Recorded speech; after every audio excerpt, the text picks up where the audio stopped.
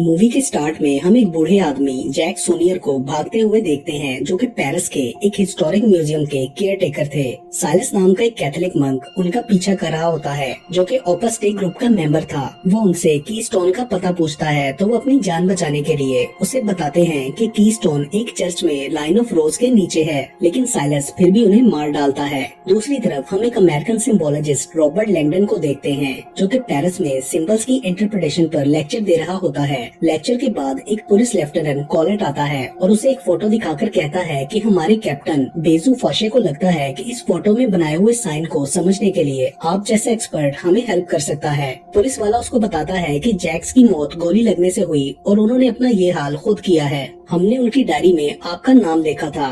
फिर हम साइलस को देखते हैं, जो कि कॉल पर बात कर रहा होता है। वो कह रहा होता है कि टीचर, मैंने चारों को मार दिया है और सबने अलग अलग तरीके से कीस्टोन का एक ही पता बताया है। तो टीचर उसे वहां जाने के लिए कहता है। साइलस अपने कपड़े उतार देता है और क्रॉस के सामने जाता है। हम देखते हैं कि उसकी कमर पर जख्मों के निशान हैं। वो खुद को सजा देने के लिए अपनी टांग पर जंजीर बांधता है और खुद को कोड़े मारता है और जीसस से माफी मांगता है। फिर हम देखते हैं कि कॉलेट प्रोफेसर रॉबर्ट को म्यूजियम में अपने कैप्टन बेजू के पास लेकर जाता है, जहां कैप्टन उससे पूछता है कि तुम जैक्स को कैसे जानते हो। वो कहता है कि बस 2-3 बार उनसे मुलाकात हुई थी और मैं हैरान था कि आज उन्होंने मुझे मिलने के लिए क्यों बुलाया था। प्रोफेसर लेफ्ट में कुछ अजीब बिहेव कर रहा होता है। उसको जैक्स की बॉडी के पास लेकर जाया जाता है तो हम देखते हैं कि वो न्यूड थे और एक सर्कल में लेटे हुए थे, जो कि खून से बनाया हुआ था और उनके ऊपर भी खून से सिंबल बने हुए थे। फिर हम फ्लाइट में ओपस डे ग्रुप के एक बिशप को देखते हैं, जो इस सारे ऑपरेशन को लीड कर रहा होता है। तभी उसे टीचर की कॉल आती है और वो उसे कीस्टोन का पता बताता है। दूसरी तरफ रॉबर्ट पुलिस को बताता है कि ये लियोनार्डो डा विंची की सबसे मशहूर पेंटिंग विट्रूवियन मैन के पोज में लेटे हुए हैं और ये किसी देवी का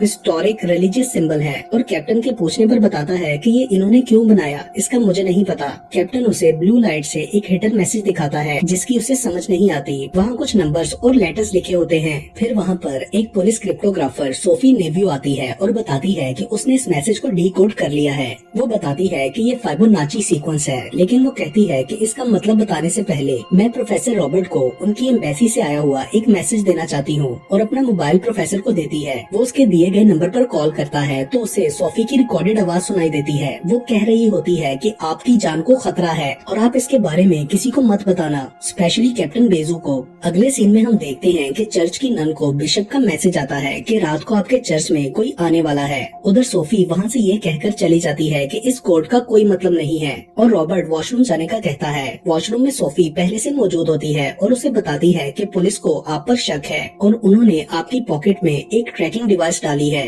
रॉबर्ट हैरान होता है तो वो बताती है कि उस मैसेज में एक लाइन और भी थी जो उन्होंने मिटा दी, जहाँ फाइंड PS रॉबर्ट लैंगडन लिखा हुआ था। वो बताती है कि जैक सोनियर मेरे ग्रैंडफादर थे और मुझे बचपन में प्रिंसेस कहा करते थे और वो शायद हमें मिलवाना चाहते थे। अब तुम मेरे लिए उनकी छोड़ी हुई पहेली सॉल्व करो तो मैं तुम्हें सेफली एम्बेसी तक पहुंचा दूंगी। अंदर कैप्टन ट्रैकिंग डिवाइस की मूवमेंट नोट कर रहा होता है। उन्हें पता चलता है कि सोफी ने वो कोड हेडक्वार्टर्स में नहीं भेजा। तभी अचानक उन्हें नजर आता है कि ट्रैकिंग डिवाइस विंडो से नीचे गिर रही है, मतलब रॉबर्ट कूद गया है। कैप्टन ऊपर जाके देखता है तो उसे एक फायर ब्रिगेड की गाड़ी जाती हुई नजर आती है। वो समझता है कि प्रोफेसर उस गाड़ी में है। वो सब गाड़ियों में उसके पीछे जाते हैं। तभी हमें सोफी और प्रोफेसर उसी वॉशरूम में नजर आते हैं। असल में उन्होंने वो डिवाइस उस गाड़ी में फेंक दी थी।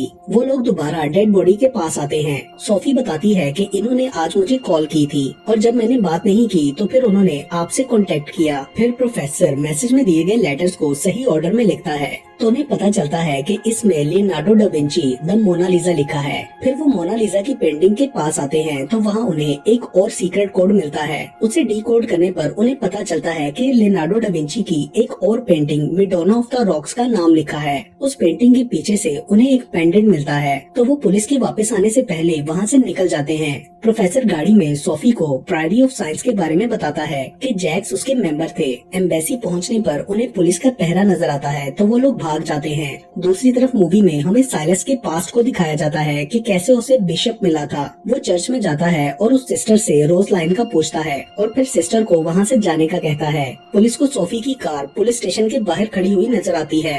सोफी और प्रोफेसर एक पार्क में आते हैं। उधर साइलस रोज लाइन वाली जगह से खुदाई करता है तो उसे एक स्टोन मिलता है। जो कि असल कीस्टोन नहीं होता और वो समझ जाता है कि उसे बेवकूफ बनाया गया है। प्रोफेसर रॉबर्ट सोफी को प्रायरी ऑफ साइंस की हिस्ट्री बताता है और कहता है कि वेटिकन की प्रायरी ऑफ साइंस के साथ जंग हुई थी और अब ओपस डे के लोग होली ग्रेल को तबाह करने के लिए ढूंढ रहे हैं। और वो कहता है कि शायद जैक्स होली ग्रेल के बारे में जानते थे। उस क्रॉस शेप पेंडेंट को गौर से देखने पर वो समझ जाते हैं कि ये एक चाबी है और इसके ऊपर उस जगह का एड्रेस लिखा है। दूसरी तरफ सिस्टर जैक सोनियर को कॉल करती है और मैसेज छोड़ती है कि बाकी तीनों मर चुके हैं और वो यहाँ पर खुदाई कर रहा है। अचानक साइलस वहाँ आ जाता है और उससे कीस्टोन का पता पूछता है तो ना बताने पर उसे मार डालता है। फिर हम देखते हैं कि बिशप भी पेरिस पहुँच चुका है और एक कौंसल से बात करते हुए बताता है कि आज रात होली ग्रेल को खत्म कर दिया जाएगा, जिसके बारे में मुझे एक आदमी ने बताया है जिसको टीचर कहते हैं और हमें उसे डील के बदले में पैसे देने हैं। प्रोफेसर और सोफी ज्यूरिख के डिपॉजिटरी बैंक में जाते हैं और जैक्स के लॉकर के पास जाते हैं तो वहाँ बैंक का मैनेजर आता है और उन्हें बॉक्स ओपन करने का तरीका बताता है। फिर वो लोग उस सीक्रेट मैसेज में दिए गए नंबर्स को अकाउंट नंबर कोड की जगह एंटर करते हैं तो उन्हें डिपॉजिट बॉक्स मिल जाता है। उसके अंदर उन्हें लकड़ी का एक छोटा बॉक्स मिलता है जिस पर रोज बना हुआ था। प्रोफेसर कहता है कि रोज होली ग्रेल का सिंबल है। तभी मैनेजर वहां आकर बताता है कि बाहर पुलिस आ गई है और आपका अकाउंट काफी पुराना है, इसलिए मैं आपको एक सेफ पैसेज के थ्रू यहाँ से निकाल दूंगा। फिर वो उन्हें एक ट्रक में लॉक करके बाहर ले आता है और पुलिस को धोखा देकर वहाँ से निकल जाता है।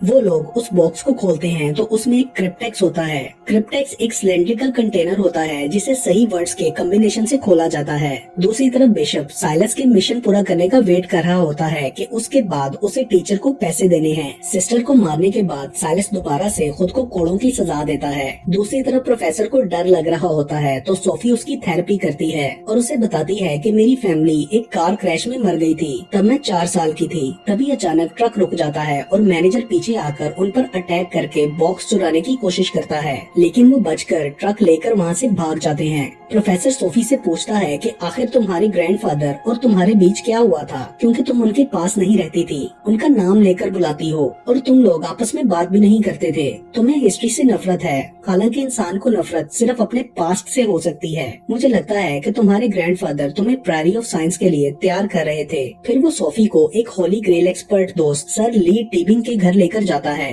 पुलिस बैंक मैनेजर को ट्रक पर मौजूद ट्रैकिंग डिवाइस ऑन करने का कहती है तो उन्हें ट्रक से सिग्नल मिलता है और वो उसके पीछे जाने के लिए निकलते हैं। हम देखते हैं कि पुलिस कैप्टन बिशप को कॉल करता है और फिर साइलस को कॉल करके ट्रक की लोकेशन बताई जाती है। रॉबर्ट सर ली को कहता है कि मैं प्रायरी ऑफ साइंस और होली ग्रेल के बारे में जानना चाहता हूँ, क्योंकि मैं एक मसले में फंस चुका हूँ।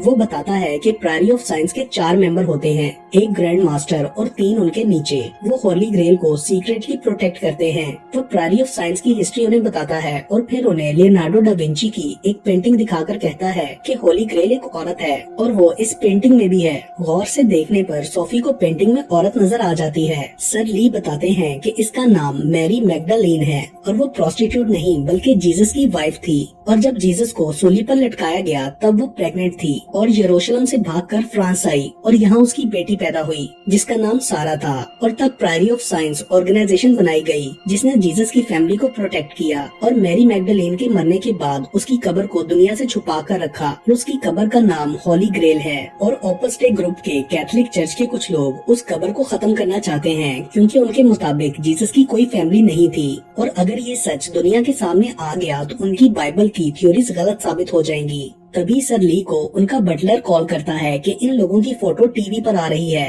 तो वो उन पर गुस्सा करता है कि तुमने मुझे धोखा दिया है, तुम पर 4-4 खून का इल्जाम है और उन्हें वहाँ से जाने का कहता है। रॉबर्ट बताता है कि जैक सोनियर इसके ग्रैंडफादर थे और सोफी के बारे में सारी बात बताता है। वो बॉक्स दिखाता है। सर ली ये सुनकर हैरान हो जाते हैं और उस क्रिप्टेक्स को देखकर बताते हैं कि इसके अंदर एक नक्शा होगा जिसकी मदद से हम होली ग्रेल तक पहुँच सकते हैं। वो कहते हैं कि सोफी को उसके दादा ने ट्रेनिंग दी है, इसलिए वो ही इस क्रिप्टेक्स को खोल सकती है और सोफी ही होली ग्रेल की केयर टेकर है। तभी अचानक से साइलस वहाँ आकर रॉबर्ट पर अटैक करता है और उन पर गन तान कर बॉक्स देने का कहता है। वो बॉक्स उठाने लगता है तो सर ली अपनी स्टिक से उस पर अटैक करते हैं और उसे मार मार कर बेहोश कर देते हैं। वो उसकी हालत देखकर समझ जाते हैं कि इसने खुद को सजा दी है और ये ओपस डे ग्रुप का मेंबर है। वो पुलिस कैप्टन भी उनके साथ मिला हुआ है। तभी वो पुलिस को अंदर आता देखते हैं। सर ली रेमी के साथ उन्हें लेकर वहाँ से निकल जाते हैं। साइलस को भी साथ रख लेते हैं। सर ली अपने प्लेन को बुलाते हैं और वो सब वहाँ से निकल जाते हैं। प्लेन में सोफी साइलस को अपने ग्रैंडफादर के मर्डर के लिए मारती है